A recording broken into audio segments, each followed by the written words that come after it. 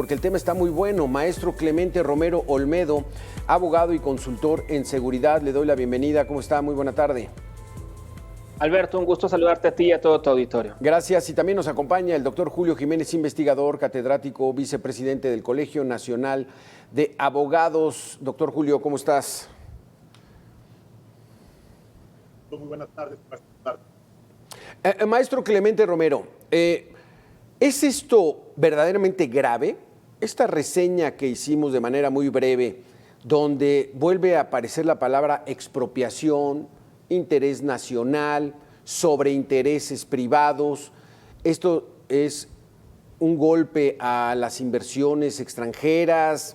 Tiene razón el presidente porque, bueno, son concesiones, finalmente son propiedad de la nación y de la soberanía nacional. ¿Cómo lo ves, Clemente? ¿Es grave esto?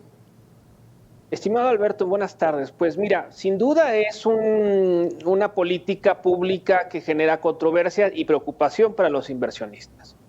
El presidente tiene razón cuando dice que es un acto administrativo suspender o recuperar una concesión. Recordemos que una concesión es un acto administrativo por la cual el gobierno, es decir, el Estado, le otorga a un particular el uso temporal de algún bien, que en este caso es el de las concesiones ferroviarias. Lo preocupante del decreto publicado el viernes pasado es que menciona un concepto de ocupación temporal y de un concepto que también menciona vamos a indemnizarle al titular de la concesión con el presupuesto que se está destinado para el corredor interoceánico. Aquí es donde empezará la gran controversia de cuánto será el dinero que se le va a pagar. Recordemos que hay un instituto, que es el INDAVIN, que es el responsable de evaluar cuánto cuestan los bienes públicos concesionados y en cuánto se les va a indemnizar. Se menciona que se debe hacer una indemnización a valor comercial y esperemos que esa indemnización sea acorde a lo que legalmente se pueda reclamar y que sea defendible, ¿no? Aquí el asunto, maestro, y quisiera detenerme aquí, pues bueno, el Estado mexicano, integrado por los tres poderes de la Unión y los tres niveles de gobierno en toda la República, pues son propietarios, digamos, del espacio aéreo, de estas ondas electromagnéticas, del terreno, de las minas, pero aquí hay una figura que es la concesión, es que participe la iniciativa privada en este sentido. Claro. Entonces no sería pues ese argumento, pues no sé cómo entenderlo, maestro Clemente. A ver, la concesión es un acto administrativo y es permitirle al particular que se explote algo, ¿no? Hay concesiones de muchos bienes que has comentado, como por ejemplo también las concesiones mineras, que ahorita han estado a tanto debate con distintas reformas que ha habido en la ley en la materia. Lo ideal es que el gobierno participe en la gestión pública, económica, como un árbitro, como una persona que ayude a resolver las controversias y en las cuales tenga muy claro su papel. Desafortunadamente nuestra Constitución tiene una visión mixta de cómo debemos de concebir el desarrollo económico nacional. Se le da la rectoría al Estado del desarrollo económico y cuando preguntamos al Estado, pues tú bien mencionas, Alberto, que seríamos todos, ¿no? Población, territorio, gobierno, los tres órdenes de gobierno. Pero la realidad es que quien dicta las políticas gubernamentales más relevantes en este país es el gobierno federal, porque es quien conserva muchas de las facultades más relevantes en materia de política económica y política fiscal. Teniendo estas herramientas, este gobierno que es tiene la intención de que el gobierno sea un protagonista fundamental dentro de la actividad económica, pues ejerce las facultades que la propia ley le permite, la propia Constitución permite. Revisando a detalle el decreto del viernes, yo te podría prácticamente asegurar que es legal, que está dentro del marco constitucional y que su impugnación no va a ser nada sencilla dentro de los tribunales.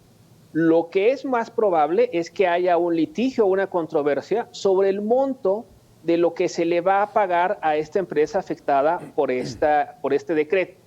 Que, insisto, no es un decreto propiamente de expropiación, pero en el cual la controversia va a basarse en cuánto va a ser la cantidad que se le va a pagar por la falta de beneficio económico que esta empresa va a dejar de tener.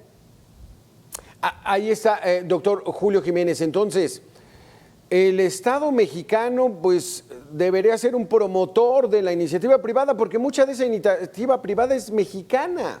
O sea, ya no digamos entregar los bienes de la nación al extranjero, esos discursos setenteros, doctor Julio. Entonces, ¿cómo ves esta situación?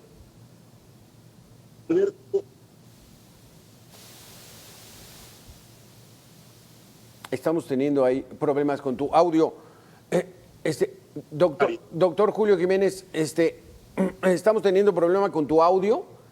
Entonces, maestro Clemente, ahí está el asunto. Entonces, el neoliberalismo, ¿qué es? Es un liberalismo más exacerbado, ¿no? Donde hay participación de la iniciativa privada, de los inversionistas, de la gente que genera el trabajo. ¿Por qué señalarlos como que son los malos o cuál es la intención?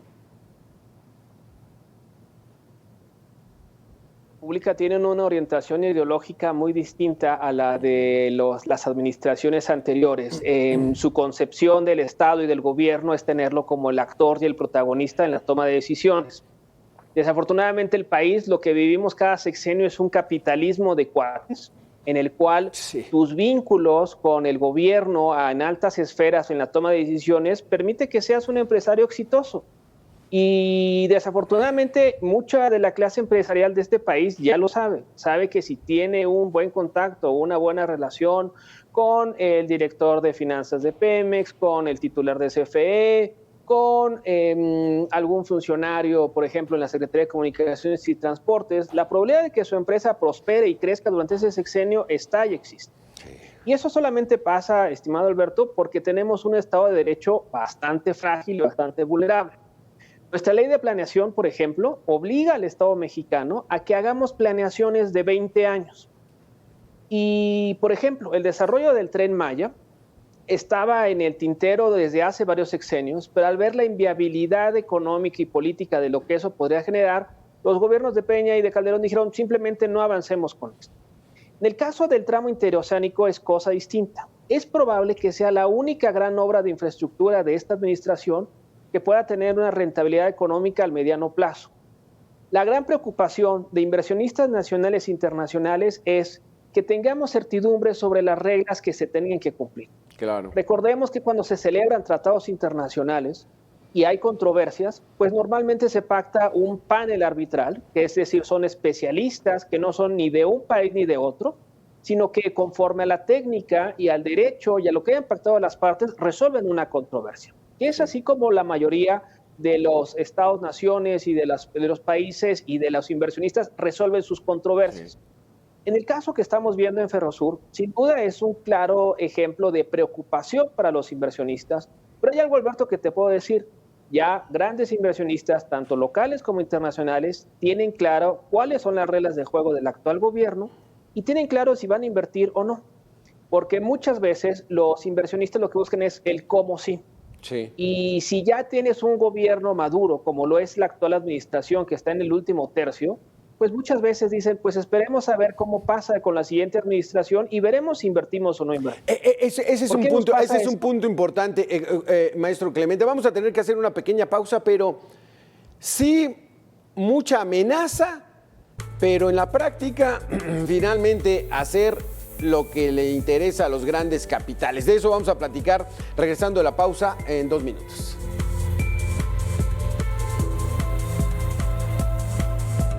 ¿Las acciones de la actual administración federal van en serio o no? Vamos a ver la siguiente información. El presidente de México aseguró que la toma de los 3 tramos ferroviarios allá de la empresa Ferrosur, propiedad de Grupo México, allá en la región del Istmo, como lo hemos venido diciendo, es una recuperación de una concesión y no una expropiación. El presidente aclaró que antes del decreto de ocupación se buscó un acuerdo con la empresa, lo cual solo concedía el derecho de paso, pero la negociación se cerró cuando el Grupo México, encabezado por Germán Larrea, solicitó el pago de 9,500 millones de pesos. Confió en que el grupo recapacite y haya una actitud generosa. Se busca que al estar en manos de la Marina y la Sedena, dijo el presidente, es que no se vuelvan a privatizar estas vías porque esta zona es de seguridad nacional, y aclaró que se buscará que después de procedimiento la autoridad competente haga un avalúo y se pague una indemnización si esta corresponde. Lo que nos venías diciendo, maestro Clemente, ¿cuánto hay que darle? Pues porque vivimos en un estado de derecho frágil, pero hay que pagar las expropiaciones. Doctor Julio Jiménez, ¿estamos verdaderamente ante una amenaza de un gobierno que busca la estatización, el control absoluto como en la década de los 70s? ¿O es meramente una estrategia electoral ya con visos al 2024? Buenas tardes.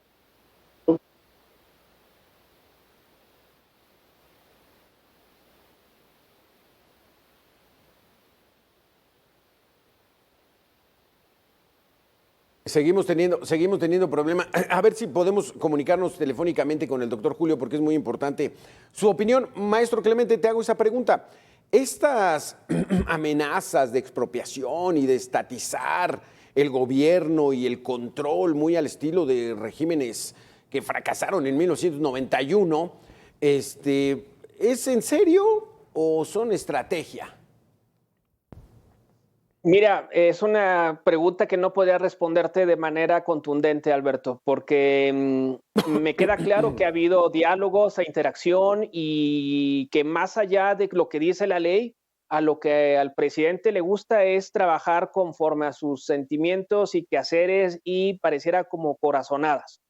No es posible que una persona con la cual hayas tenido históricamente una agenda contraria, es decir, con este empresario titular de estas concesiones, ¿no? En distintas etapas haya mencionado que era una persona vilipendiada y después una persona a la cual se le respeta y ahora otra vez se le estigmatiza. Eso, al final del día, Alberto, nos habla de un estilo de gobernar y de un estilo de cómo se concibe el gobierno en este país. Desafortunadamente, lo que dicen las leyes va muy distinto a lo que está pasando en la realidad. Tenemos una administración pública en la cual los secretarios de Estado cambian de facultades y responsabilidades de acuerdo a actos administrativos, sin reformar las leyes y sin reformar las estructuras. Y eso hace un galimatías administrativo y un problema para el país, que al mediano plazo va a tener un problema sobre quién va a ser responsable de esta toma de decisiones. Volviendo al caso de las expropiaciones, Alberto, pues obviamente miles de hectáreas se han expropiado para la construcción del Tren Maya. Algunas personas, dependiendo de su capacidad económica, pues han impugnado las resoluciones en tribunales, algunas se han suspendido, se han obtenido ciertos avances, pero lo que sí sabemos es que tu capacidad económica determina muchas veces el éxito que puedes tener para defender tu patrimonio, tus tierras, tus bienes en casos por los cuales el gobierno puede expropiarte alguno de tus bienes. Y desafortunadamente eso va contra las mejores tendencias internacionales de cómo construir una nación fuerte y próspera. Siempre requerimos reglas del juego claras. Sí. Y es muy claro que todos los países prósperos a nivel internacional tienen certidumbre en sus reglas. Sí. Y México, pues desafortunadamente estamos en un vaivén histórico casi cada sexenio, cada generación. Vamos a ser un país abierto al mundo, pro empresa, pro libre comercio, o vamos a ser un país centralizado, estatista, en el cual procuremos vernos hacia el centro. Veamos que el país prácticamente está dividido en dos y eso es también algo muy preocupante, Alberto. Exacto. El norte está enfocado a la manufactura y a la integración económica con Estados Unidos. El centro y sur vivimos dinámicas prácticamente idénticas desde que nacimos. Si nosotros vamos, por ejemplo, a ciudades fronterizas o Aguascalientes, pues vemos que los cambios han sido extraordinarios en 30 años, construcción de infraestructura, nuevos asentamientos, nuevas industrias. Pero si vamos de la Ciudad de México para abajo, veremos que realmente el desarrollo económico ha sido muy marginal. El gobierno actual, liderado por gente del estado de Tabasco, pues ha intentado que esta prosperidad supuesta del norte que estaba impidiendo el desarrollo del sur, le vamos a apostar a grandes proyectos de infraestructura. Pero no solamente es a través de proyectos de infraestructura, sino que realmente estos tengan una evaluación que permita decirnos que realmente van a ser sustentables. Y desafortunadamente el tren no lo es, ni desde el punto de vista ambiental, ni desde el punto de vista económico. El istmo es una gran incógnita porque sí puede ser comercialmente muy redituable, Sí. pero sin duda hay un impacto económico, un impacto medioambiental que no se ha puesto Sí, sobre es la que mesa de la misma está manera. en la oscuridad, maestro Clemente, si va a ser un negocio o no el Tren Maya. O sea, ya hicieron el cálculo, verdaderamente van a llegar más turistas, va a haber una derrama económica importante. De por sí ya esa zona es maravillosa porque tiene un ingreso de turismo maravilloso, pero no hay ese cálculo y ese afán de hacerlo. Pero vamos a ver la opinión del doctor Julio Jiménez. ¿Qué opinas, doctor Julio Jiménez? ¿Es en serio esta medida estatista, centralizante, muy de los tiempos de la Unión Soviética o nada más es una estrategia para el 2024? Muchas gracias y reitero mis sinceras disculpas. Las telecomunicaciones son un problema en estos tiempos. Y bueno, estoy de acuerdo con el licenciado Clemente y estoy de acuerdo contigo. La verdad es que este gobierno ha generado condiciones de incertidumbre. Este gobierno ha generado conflictos con diversos sectores productivos fundamentales para la economía nacional. Este gobierno no ha sabido entender lo que es la rectoría ni la administración de un país tan importante con un potencial económico en 16 áreas productivas que son fundamentales para el país, Alberto. Sin lugar a dudas, Andrés Manuel López Obrador tiene otros intereses por debajo de esta simulación de expropiación, mejor llamado, como ellos le han llamado, ocupación temporal, que de temporal no tiene absolutamente nada.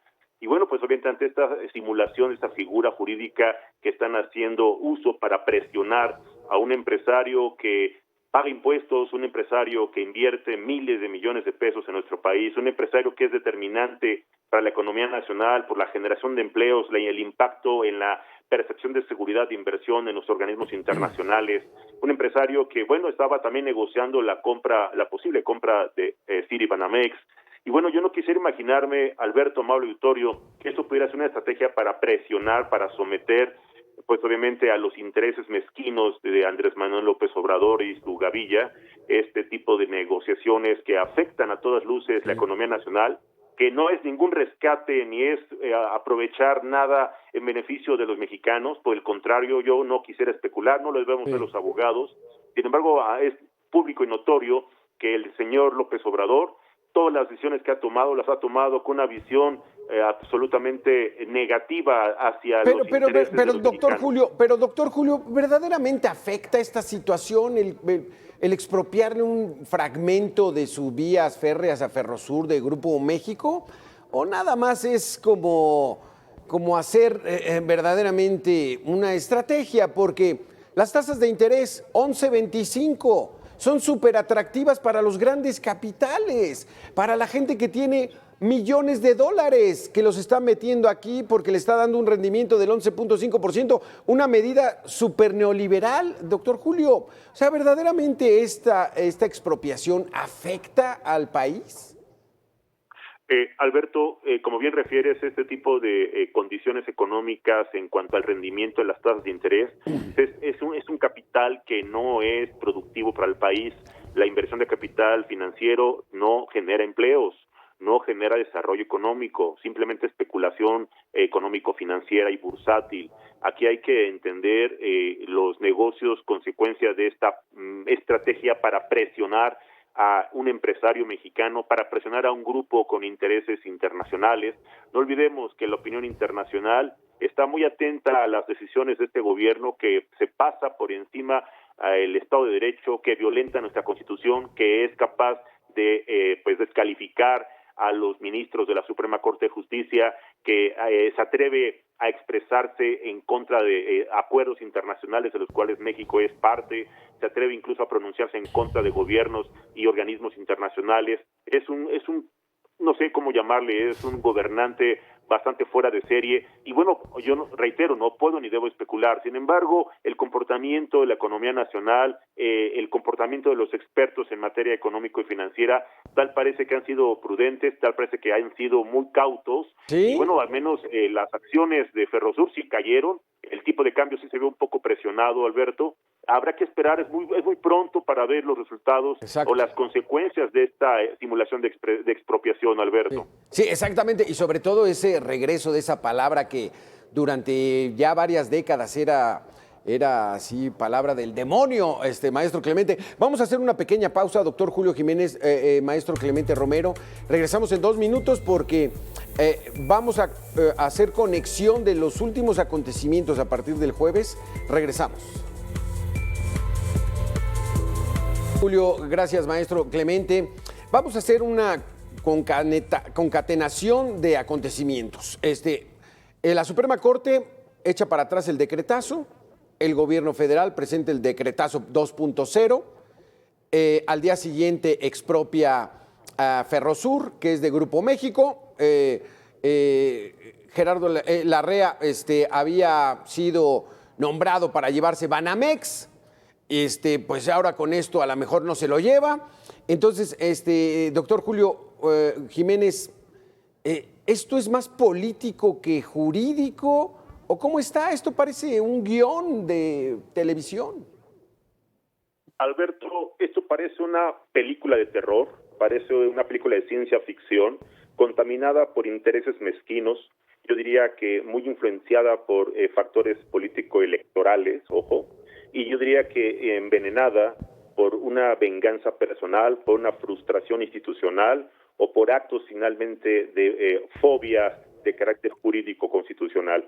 Esto es lo que me parece este arrebato del titular del Ejecutivo Federal, me parece un capricho, me parece un desafío al Estado de Derecho, me parece un reto abierto y público y descarado a el máximo tribunal de la nación, que es la Suprema Corte de Justicia. Me parece una serie de, ya en la recta final de su administración, empieza a experimentar el síndrome de la pérdida del poder y no haya de qué manera mantener en la opacidad, cubrir o blindar sus negocios personales, porque no son obras que realmente estén generando ni garanticen una derrama, ni un crecimiento, ni un desarrollo de la región y mucho menos de la economía nacional. Sí. Me parece que son los últimos negocios que podrá hacer López Obrador, serán los últimos compromisos que podrá cumplirle a aquellos a los que les debe favores, y bueno, tal parece que esto a costa de lo que sea, y que no le vengan con que la ley es la ley, porque la ley es la única, la del titular del Ejecutivo, y obviamente se hará valer o se impondrá a costa de lo que sea, Alberto. Y eso es muy preocupante para el Estado de Derecho, para los mexicanos y para la opinión internacional, que son los inversionistas que en este momento están, reitero, muy, muy preocupados y con profunda incertidumbre y desconfianza sobre la situación de nuestro país, Alberto. Maestro Clemente, porque ¿a quién le conviene la compra de Banamex? Un banco que le estaba yendo medio mal. Llega un mexicano, dice el presidente, no, que lo compre alguien de México para que sea un banco mexicano, pues quién sabe cómo para qué. Sale Germán Larrea y dice, órale, pues yo le entro, 140,000 o 150,000 millones de pesos, y resulta que ahora dice, bueno, si no lo quiere Germán Larrea, lo va a adquirir el gobierno. ¿Será cierto esto, maestro? ¿A quién le conviene Banamex? Pues, a ver, creo que debemos de enfocar la pregunta de a qué le conviene a los inversionistas y qué le conviene a los usuarios de dicho banco. Y ahí es donde podríamos responder si nos conviene una gestión transparente con rendición de cuentas, en donde se gestione dicho banco conforme a las mejores prácticas nacionales e internacionales, como lo ha estado realizando, o queremos que sea una caja chica más de la administración. Considero que es muy poco probable que el gobierno tenga la capacidad económica o la voluntad política para expropiar o para adquirir Banamex. Yo espero que tal vez la venta se suspenda hasta que tal vez haya una nueva administración federal, porque si Banamex o el grupo Citi se está saliendo del país es porque es parte de su estrategia internacional de reinversiones en lugares, ¿no? Ellos no es que se quieran salir del país, se quieren salir de financiar tarjetas de crédito, préstamos minoristas, porque su área de negocio de oportunidad está por otro lado. Sí. Entonces, a mí, Alberto, lo que me interesa y me preocupa como usuario de dicho banco es, bueno, que mis ahorros estén garantizados, que mi Afore no se toque y que los rendimientos y los productos que ofrezcan al público en general pues sean mejores, independientemente de que los dueños de dicha empresa sean un corporativo estadounidense o un corporativo mexicano o de alguna otra nacionalidad. Sí. Y esperemos que así sea, que si no hay un buen postor, pues es probable que esta venta se suspenda hasta nuevo aviso, y que tampoco es un tema que les quite el sueño, que les urja deshacerse de estos activos por parte de este corporativo que está en Nueva York. Así que esperemos que la venta se haga por el mayor interés de los inversionistas, pero sobre todo de los millones de usuarios que tenemos a ese banco como referencia en nuestras transacciones cotidianas. Que ojo, hay muchos más bancos en México que pueden ofrecer los servicios que este banco brinda, así que lo más importante es que si el gobierno va a invertir en algo, que sea redituable. Sí, porque aquí, ya creó un propio banco. Sí, exacto. Ya tiene su banco, doctor Julio.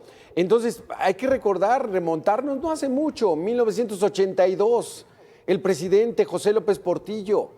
Ya nos saquearon, no nos volverán a saquear. Defenderé al peso como un perro. Y expropió la banca, doctor Julio. No vamos a llegar a eso, ¿o sí? La verdad, Alberto, amable auditorio, es preocupante el planteamiento que nos haces. Yo espero que no, lo deseable es que no. Una política de esa naturaleza de carácter autoritario, una decisión, reitero, arrebatada y poco analizada, no beneficia en nada a la confianza de la economía nacional. Tendríamos una fuga de capitales terrible en este país, volveríamos a experimentar una profunda crisis económica, sería el legado de la pésima administración de López Obrador, más de lo que ya estamos sufriendo, padeciendo y teniendo que resolver o enfrentar día a día. Yo espero que no sea ese el escenario. Sin embargo, veo con profunda preocupación y con absoluta tristeza que este señor en este marco ya de la antesala de la transición rumbo al proceso electoral 2024 para elegir a quien lo vaya a suceder en el cargo de titular del Ejecutivo Federal, tomará y decidirá todo lo que sea en beneficio de su interés personal, no en beneficio del interés público, no en beneficio del interés colectivo, no en beneficio de la economía, mucho menos de los inversionistas. Aquí la preocupación de los mexicanos, de los sectores productivos, de todos los sectores nacionales, extranjeros que tenemos que ver con el interés público y colectivo, estamos realmente en total estado de indefensión ante el capricho, la ocurrencia, la venganza personal de un personaje que está usando el poder, que está usando, pues no sé si llamar la confianza de 30 millones de mexicanos que votaron por él para hacer negocios personales, porque tal parece que esto pinta más un negocio que tiene un beneficio a largo plazo, Alberto, aclaro, es un beneficio a largo plazo, no sé para quién, no sé quiénes pudieran resultar beneficiados de esta estrategia de mecanismo de presión para quitarle a uno y darle a otros, darle a sus contratistas preferidos, a sus empresarios consentidos. Yo no quisiera especular, pero veamos, analicemos a mediano y a largo plazo quiénes van a ser los herederos de esta expropiación, quiénes podrían ser los verdaderos beneficiarios de estas concesiones, a quién le van a entregar finalmente la administración, la concesión y la utilidad de estos grandes negocios. Y así tenemos varios sectores, el minero, el energético, tenemos el petrolero, tenemos ahora ya la industria ferroviaria. Ojo, es muy preocupante porque yo no sé si está más bien diseñando una estrategia, un andamiaje de beneficios para sus compromisos personales que realmente fortalecer la infraestructura, la economía, los intereses públicos de nuestra nación y dejar a la próxima administración una economía sana, un gobierno con certeza, un escenario nacional con plena gobernabilidad. Esto es realmente la incertidumbre total en un escenario político electoral, Alberto, amable auditorio, en un contexto en donde el arrebato y la polarización es también un factor que preocupa mucho a los mexicanos, Alberto. Se nos acaba el tiempo, maestro Clemente. Una conclusión a este asunto. Ya escuchamos al doctor Julio Jiménez. ¿Qué esperamos? Ya va de salida el presidente actual y entonces ya no le da tiempo de hacernos cumplir esa amenaza de algunos agoreros que decían que íbamos a ser como Venezuela, ¿no? Ya no le da tiempo. Así es, Alberto. Recordemos que si hay respeto al sexenio bajo el cual fue elegido, la probabilidad de que haya algún cambio radical tiende a cero. Lo que sí sabemos hoy es que varios o los miles de millones de ahorros de distintos fondos ya se han ido a gasto corriente, se han ido a transferencias para la población, que es lo que han sustentado el poder político y la popularidad del actual presidente. El presidente siempre está preocupado que no haya una alta inflación porque sabe que aun cuando transfieras a niños, a adolescentes, a tercera edad dinero, si este dinero no alcanza, la popularidad política automáticamente se derrumba. Entonces, en términos generales, el presidente ha tratado de que la economía más o menos vaya, pero la realidad es que en 5 años la economía se ha estancado, tanto por factores de sus propias decisiones, como fue la cancelación del aeropuerto, como por el tema de la pandemia. Entonces, en 5 años acumulados, prácticamente la economía no ha crecido nada y los ahorros se han evaporado. Y es muy probable que en los próximos años se tenga que realizar un ajuste económico brutal dentro de las finanzas públicas nacionales que permitan hacer viables tanto las transferencias que se están otorgando a millones de personas en todo el país, como las obligaciones que tiene con los pensionados, tanto públicos como privados, y las obligaciones que tiene el Estado mexicano con la deuda que ha contratado tanto a nivel nacional como a nivel internacional. Sí. Así que esperamos un clima complejo para los próximos meses. Es claro que la actual administración lo que hizo ya lo hizo y no podrá hacer nada extraordinario de aquí a que termine este sexenio, pero la gran preocupación para las 130 millones de personas que aquí habitamos es cuál va a ser la situación económica de nuestro país, porque los temas de seguridad y de violencia no se han reducido, sino que se han incrementado. Entonces, ningún gran problema público del país ha mejorado y esa es una realidad. Ha habido algunos aciertos como, por ejemplo, la restricción, la eliminación del outsourcing, el incremento del salario mínimo, pero si lo contrastamos con la pérdida de oportunidades, con el incremento de la inseguridad, pues veremos en el balance que este sexenio no ha sido lo que esperaban sus electores y mucho menos lo que esperaba él. Pues a ver si no nos enfrentamos a 6 años de oscuridad, donde no se hizo nada y bueno, esperar a que haya mejores tiempos. Doctor Julio Jiménez, gracias. Maestro Clemente Romero, gracias por haber estado con nosotros. Un gusto siempre, Alberto. Hasta pronto. Muy buenas tardes. Vamos a hacer una pequeña pausa, regresamos aquí en Mega Noticias, ya lo sabe, en 2 minutos.